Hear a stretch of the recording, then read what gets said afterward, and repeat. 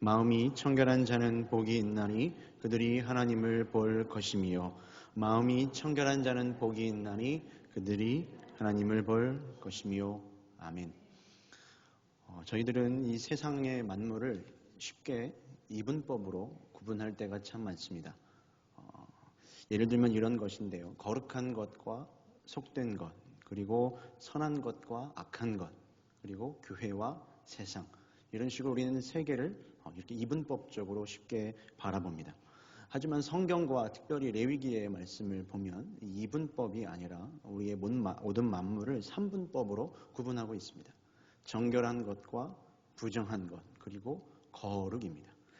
예를 들면 이런 것입니다. 하나님께서 온 세상 만물을 창조하실 때의 처음 상태는 정결이었습니다. 깨끗하고 정결한 그 상태로 하나님 우리를 만드셨습니다. 그러나 우리 인간을 거룩하게 창조하시지는 않았습니다.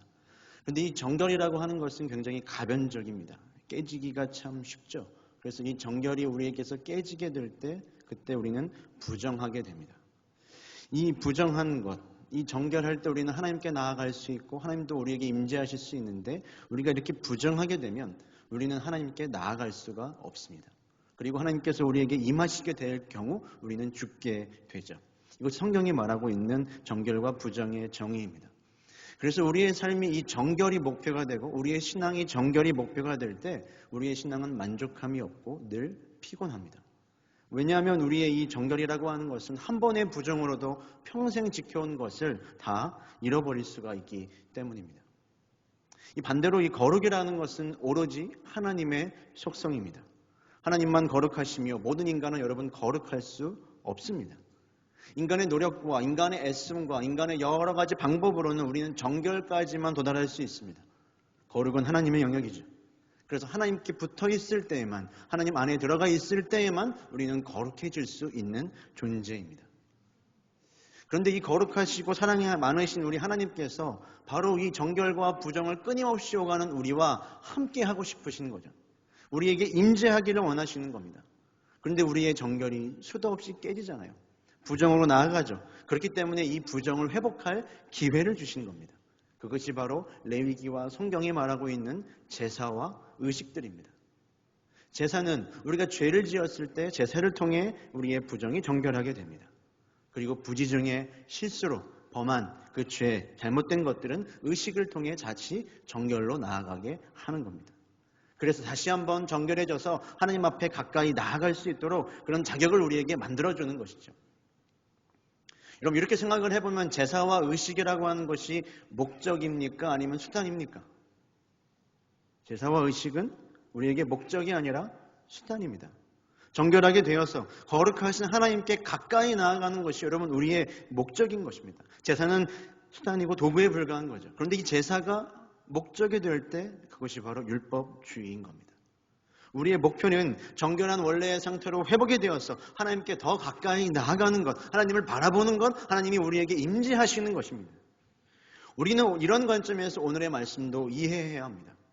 우리에게는 이 정결과 부적, 거룩이라는 이 개념이 굉장히 낯설게 여겨지지만 이 개념이란 말로 성경이 말하는 세계를 이해하는 관점이고 이 팔복의 말씀을 2000년 전에 처음 들었던 사람들이 익숙했던 방법입니다.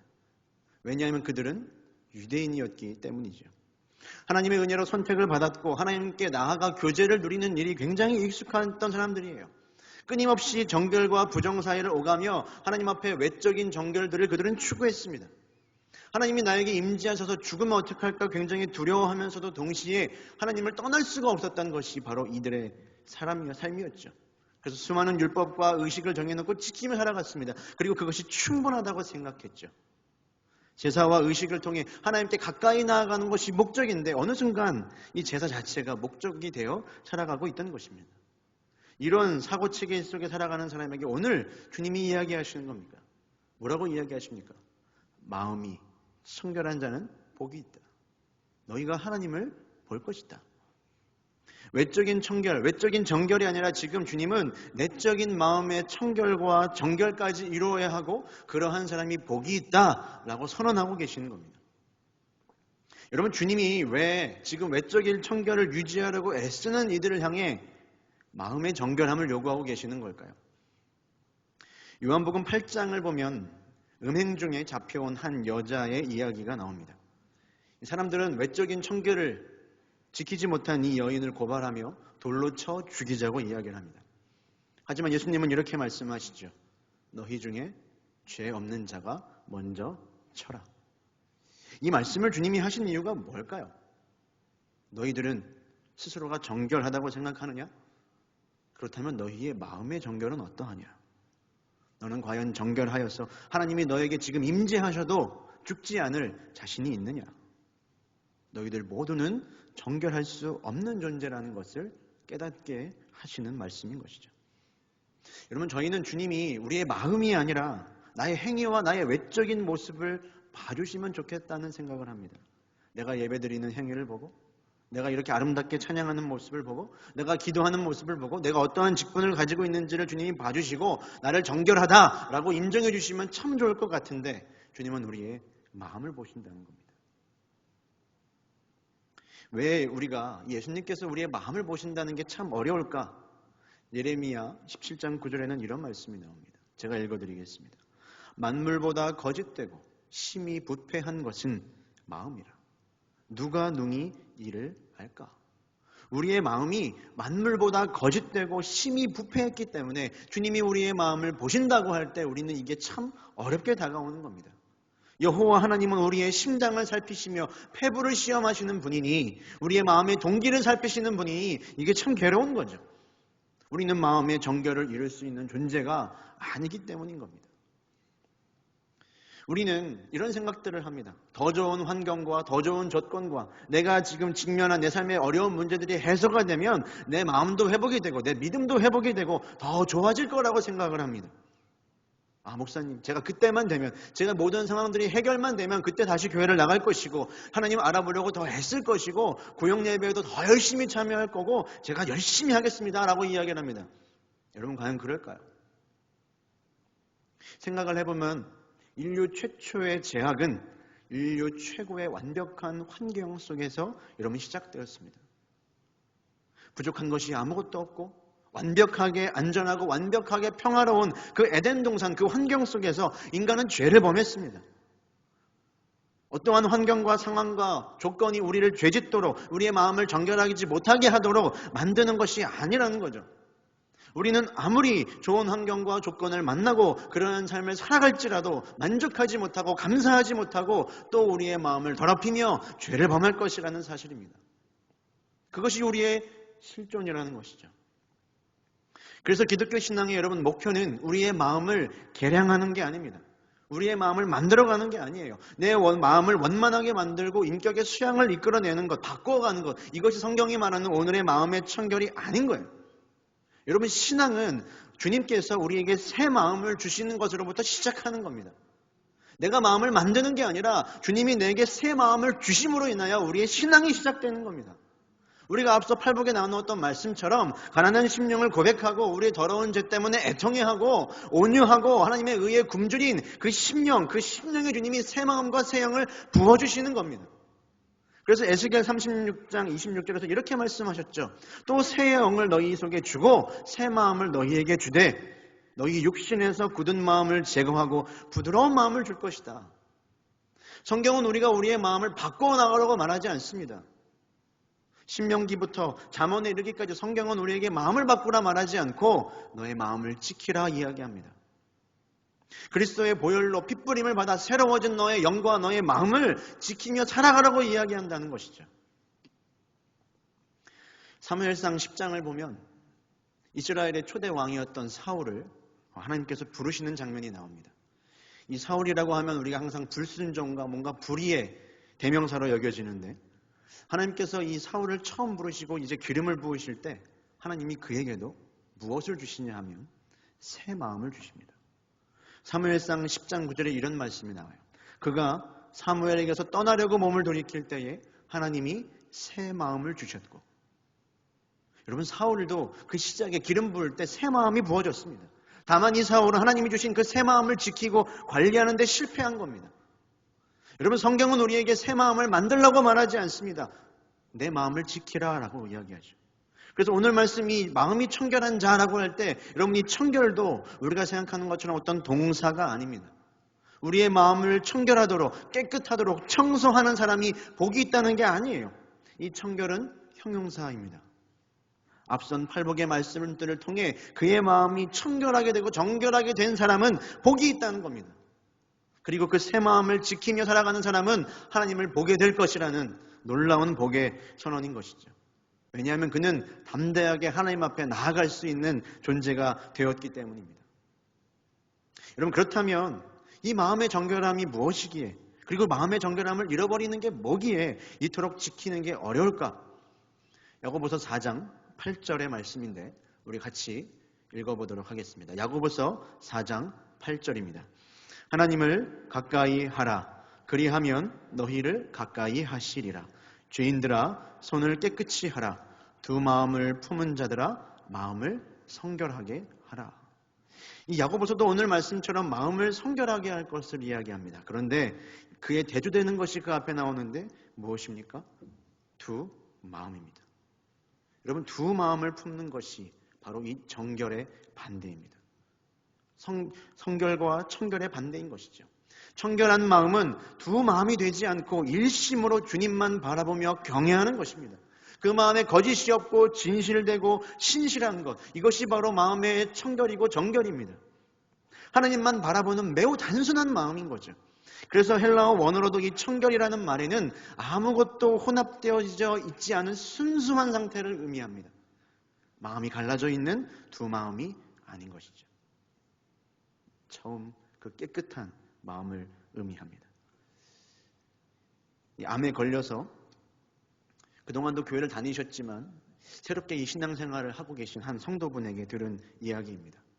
그동안 교회는 오갔지만 정말로 진지하게 이 신앙생활을 해본 적이 없으시다가 이 암투병을 하시면서 이제야 성경 말씀도 개인적으로 읽고 기도도 하고 예배 생활을 철저히 지키고 있노라 이야기하셨습니다. 그런데 그동안은 몰랐는데 내가 말씀을 읽으며 은혜를 받다가 보니까 내가 열심히 개인적으로 읽고 있던 그 말씀들이 설교 말씀 가운데 들려졌다는 거예요. 그런데 그게 너무나 기뻤다는 거죠. 내가 은혜 받고 내가 좋아하는 말씀이 설교 말씀에 들려지니까 너무나 감격하고 기뻤다는 겁니다. 여러분들, 그런데 우리는 어떻습니까? 반대로 우리들을 한번 생각해 보죠. 내가 아는 말씀, 조금만 익숙한 이야기가 나와도 그러면 우리는 어떤 생각을 합니까? 또 그 이야기인가? 또 그 말씀인가? 이건 그런 이야기일 텐데.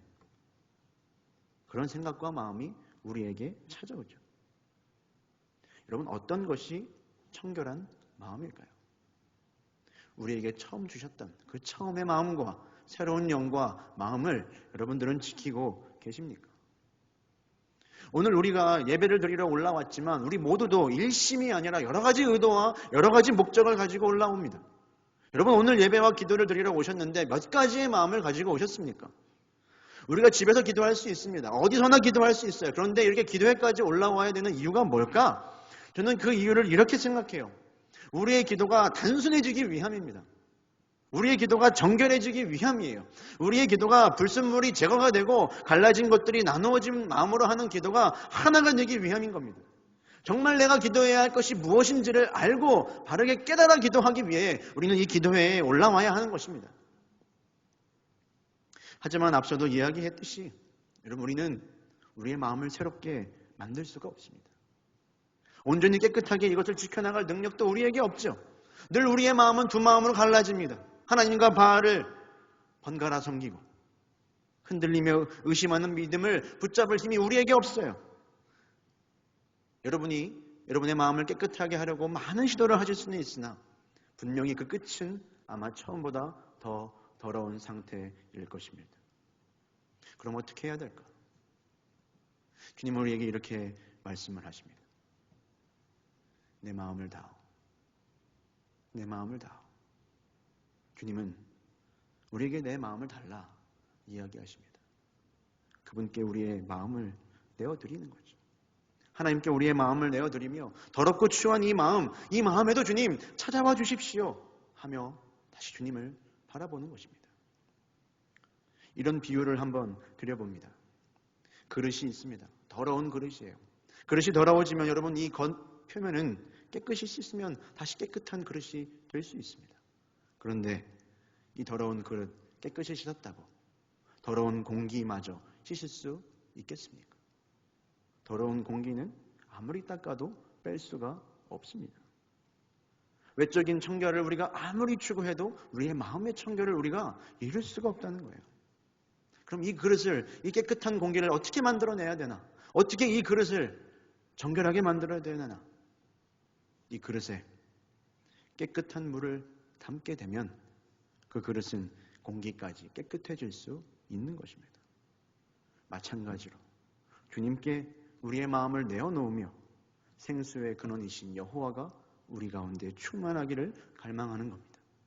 생수의 강이신 주님으로 내 마음이 채워질 때, 거룩하신 영으로 내 마음이 가득 채워질 때 우리는 정결한 마음으로 하나님을 볼 수 있고 그분께 가까이 나아갈 수 있습니다. 여러분, 예수님이 이 땅 가운데 처음 오셨을 때요, 사람들은 예수님을 알아보지 못했습니다. 그들이 그토록 기다리던 메시아였는데도 불구하고 아무도 예수님이 하나님의 아들인지 몰랐습니다. 그런데 누가복음 2장에서 아기 예수님이 정결 예식을 위해 성전에 올라갔을 때 한 사람이 이 예수님을 알아봅니다.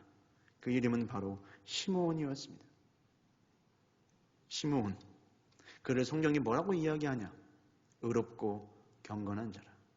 성령이 그 위에 계시더라. 성령으로 그 마음이 충만했던 시므온은 예수님을 하나님으로 바라볼 수 있었습니다. 그래서 이스라엘의 영광이요 이방을 비추는 빛입니다 라고 예수님을 고백할 수 있었습니다. 사랑하는 성도 여러분, 하나님은 분명히 살아 계십니다. 무소부재하셔서 어느 곳에나 계십니다.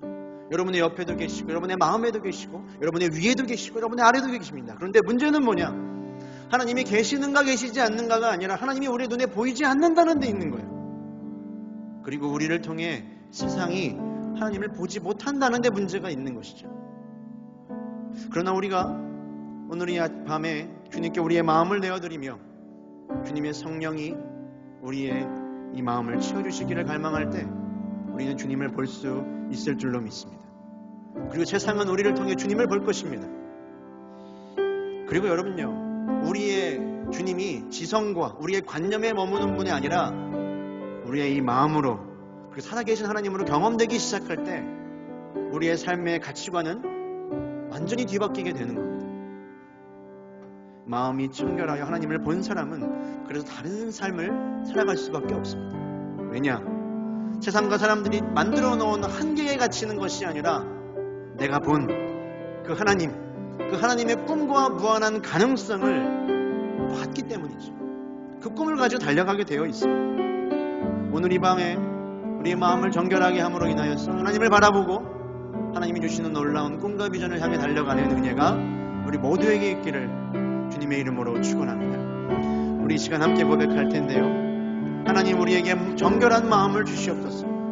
우리는 우리의 마음을 정결하게 할 수가 없습니다. 주님께서 주셔야 합니다. 주님, 우리를 새롭게 하여 주시옵소서. 우리 함께 고백하겠습니다.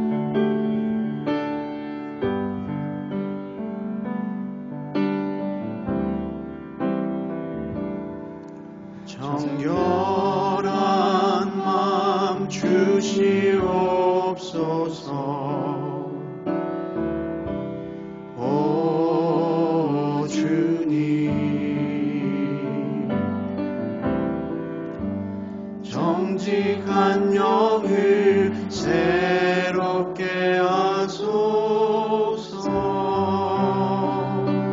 정결한 마음 주시옵소서. 정결한 마음 주시옵소서. 오 주님,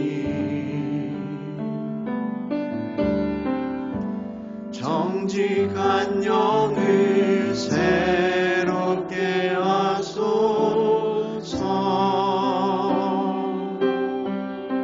나를 주님 앞에서, 나를 주님 앞에서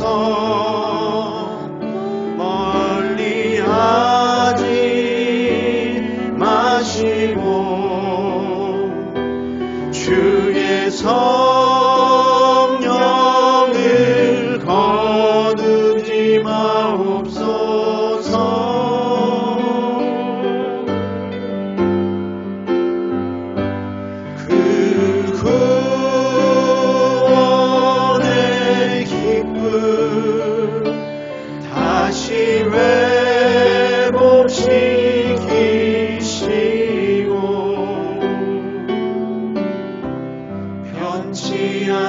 않는 마음 내 안에 주소서.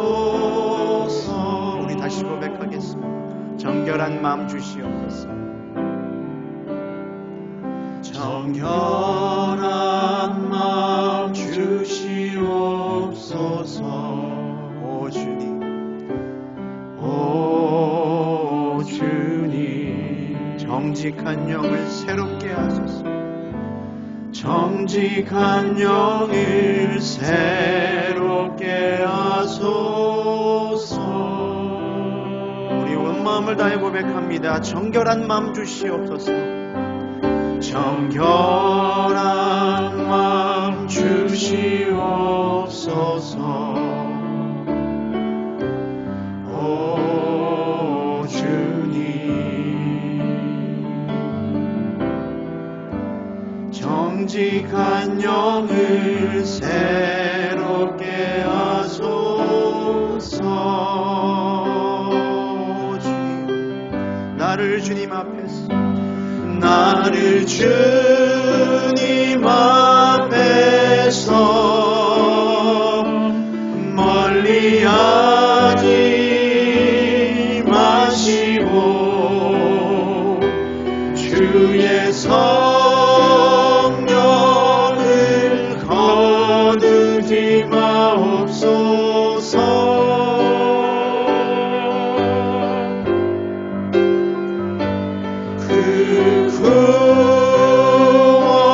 구원의 기쁨 다시 회복시키시고 변치 않는 마음 내 안에 주소서. 나를 주님 앞에서, 나를 주님 앞에서 멀리하지 마시고 주의 성령을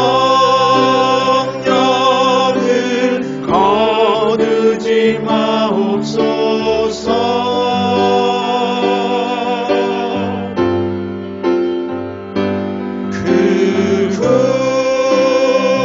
구원의 기쁨 다시 회복시키시고 변치 않는 마음. 주님, 우리의 마음을 정결하게 해주시옵소서. 우리 마지막으로 고백합니다. 나를 주님 앞에서, 나를 주님 앞에서 멀리하지 마시고 주의 성령을 거두지 마옵소서.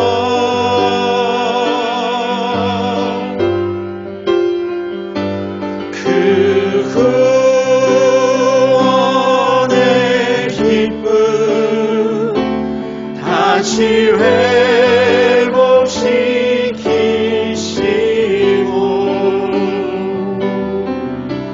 변치 않는 마음 내 안에 주소서. 존귀한 주보혈이, 존귀한 주보혈이 내 영을 새롭게 하시네. 존귀한 주보혈이 내 영을 새롭게, 존귀한 주보혈이, 존귀한 주보혈이 내 영을 새롭게 하시네. 존귀한 주보혈이 내 영. 우리 더 힘을 다해 계속해서 고백합니다. 존귀한 주보혈이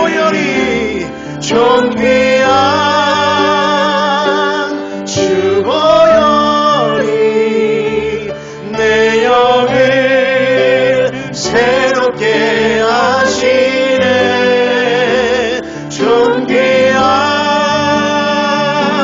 주보혈이 오늘 이 시간 주님께서 우리의 마음과 영을 새롭게 하여 주실 것을 믿습니다. 존귀한 주보혈이